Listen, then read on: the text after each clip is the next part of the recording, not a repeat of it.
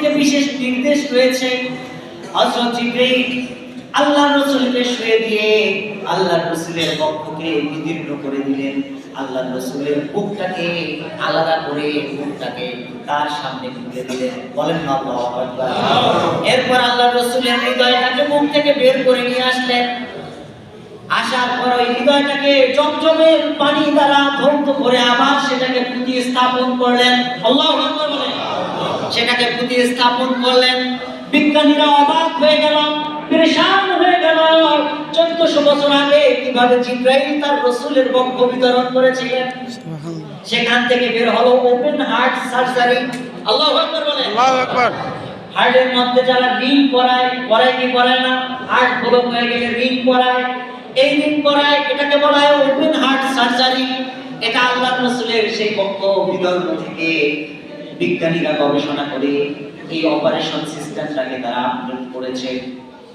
হযরত জিবরাইল তার রাসূলকে হৃদয়টাকে চঞ্চল কূপের পানির মধ্যে পরিষ্কার করে পুঁতিয়ে স্থাপন করে সেখানে হিকমত তথা আল্লাহর পক্ষে প্রজ্ঞা এবং রহমকে তারা এই অন্তরটাকে পরিপূর্ণ করে দিলেন। বলেন না সুবহানাল্লাহ।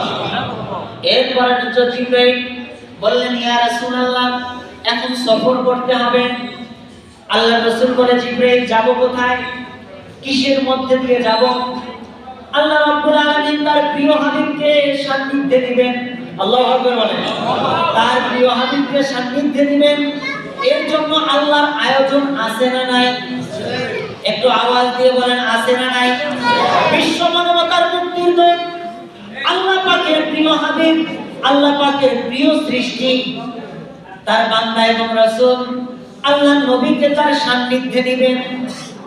এর জন্য আল্লাহ রাব্বুল আলামিন তার রাসূলকে ভ্রমণ করার জন্য যে যানবাহনটা পাঠিয়ে দিলেন সেটার নাম বোরাক। সেটার নাম কি? বোরাক। এই বোরাকের আকৃতি সম্পর্কে হাদিস শরীফের মধ্যে এসেছে, এটা খচ্চরের চেয়ে ছোট, গাধার চেয়ে একটু বড়। খচ্চরের চেয়ে ছোট, গাধার চেয়ে একটু বড় এই প্রাণীর মধ্যে আল্লাহর রাসূলকে সফর করানো হবে। আল্লাহর রাসূল যখন বোরাকের কাছে গেল, বোরাক কেঁপে উঠল, নড়ে উঠল। জিবরাইল বোরাককে ধমক দিয়ে বলল, রে বোরাক, তুমি কি জানো তুমি কার সামনে বেয়াদবি করতেছো? কাকে নেওয়ার ক্ষেত্রে তুমি বেয়াদবি করতেছো? এ বোরাক, জেনে রাখো, আল্লাহ রাব্বুল আলামিন তোমার বুকের উপর, তোমার পিঠের উপরে যাকে সওয়ার করবেন, যদি তিনি তাকে সৃষ্টি না করতেন, তুমি বোরাকেরও সৃষ্টি হইতো না। সুবহানাল্লাহ। আরো জোরে বলেন সুবহানাল্লাহ। বোরাক শান্ত হয়ে গেল। বোরাক আল্লাহর রাসূলকে পিঠের মধ্যে নিল। এই বোরাক শব্দটা বারকুন থেকে, বারকুন শব্দের অর্থ হচ্ছে বিদ্যুৎ, বিজলি।